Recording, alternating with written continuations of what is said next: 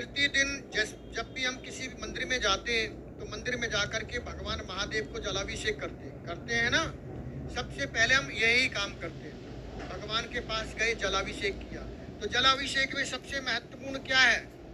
आपने पहले सादा शुद्ध पवित्र जल चढ़ाया और चढ़ाने के बाद में फिर आपको क्या करना चाहिए, ध्यानपूर्वक सुने, क्योंकि ऐसा कल महादेव जी से इस विषय को लेकर के मेरी चर्चा हुई थी रात्रि के 2 बजे के आसपास। तो आपको क्या करना चाहिए? ऐसी उस वक्त में आपको कम से कम एक छोटी सी बोतल बना लो, गंगा जल की हो सकती है, वो छोटा सा छेद कर लो।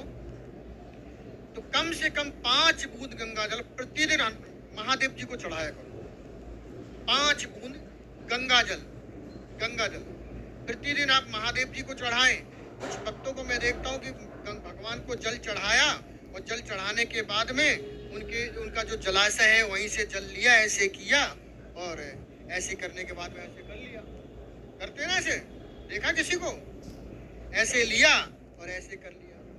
पता आपको, हमने पहले भी बताया था, जो व्यक्ति ऐसे करके ऐसे जल पीता है और काहे का, जलाशय का, उस व्यक्ति को कुत्ता बनना पड़ता है।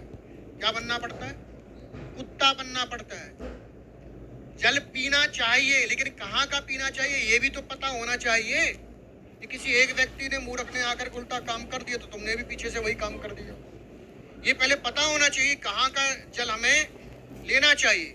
आपको जल जलाशय से नहीं लेना, आपको जल, अगर आप जल स्वीकार करते हैं, पीते हैं महादेव जी का, आपको जल चाहिए, तो जो भगवान की जो कुंडी है, ये कुंडी का जल, पूरी कुंडी का जल जहाँ पे जाकर गिरता है वहां से आप जल स्वीकार कीजिए। वहां का जल आपको पवित्र करता, आपके विचारों को भी पवित्र करता। वो जल पी करके आप शिवलोक को प्राप्त हो सकते हैं, शिवलोक को पा सकते हैं आप, मैं गारंटी से कह रहा हूँ। लेकिन वह चीज आपको पता होना चाहिए। उसके बाद में आपको ओम नमः शिवाय महा मंत्र यानी पंचाक्षर मंत्र का जाप करें, रुद्राक्ष की माला से जाप करें।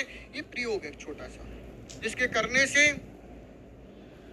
शुद्धता, पवित्रता आती है।